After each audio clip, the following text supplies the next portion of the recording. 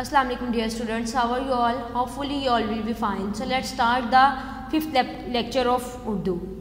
Okay students, open your Urdu workbooks. जैसे कि बेटा हम लोगों ने लास्ट लेक्चर में शेर आया की रीडिंग की थी। अब हम इसकी एक्सरसाइज सॉल्व करेंगे। सबसे पहले हम इसके इमला के कुछ वर्ड्स लिखेंगे जो रीडिंग में टफ थे थोड़े से। जैसे कि इमला में पहला वर्ड आ रहा है गाँव, फिर है पहाड़, घास, बेवकूफ़, बचाओ, फिर आगे आ रहा है लोग, नाराज, चीखा, शेर और भेड़ों। ये सब वर्ड हम लोगों ने रीडिंग में पढ़े थे।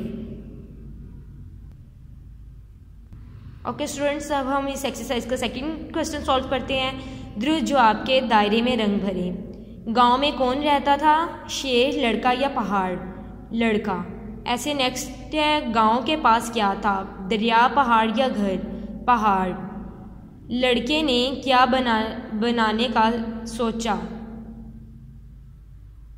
बेवकूफ़, बादशाह या शेर? बेवकूफ़। शेर किस दिन आया? पहले दिन, तीसरे दिन या दूसरे दिन? तीसरे दिन। कहानी से हमने क्या सीखा? सच बोलना या झूठ बोलना? सच बोलना।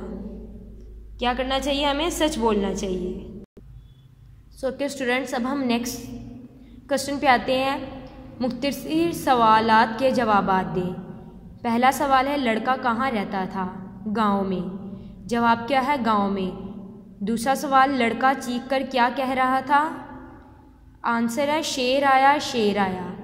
तीसरा सवाल, तीसरे दिन लड़के के पास कोई क्यों नहीं आया? क्योंकि जवाब क्या है? क्योंकि वो झूठ बोलता था। और चौथा सवाल है, लड़के को क्या सज़ा मिली? उसकी भेड़ों को शेर खा गया। ओके स्टूडेंट्स, सो यहाँ पे हमारी एक्सरसाइज कंप्लीट होती है शेर आया चैप्टर की। Okay students, repeat your lesson again and again at home. अल्लाह हाफिज़ स्टूडेंट्स।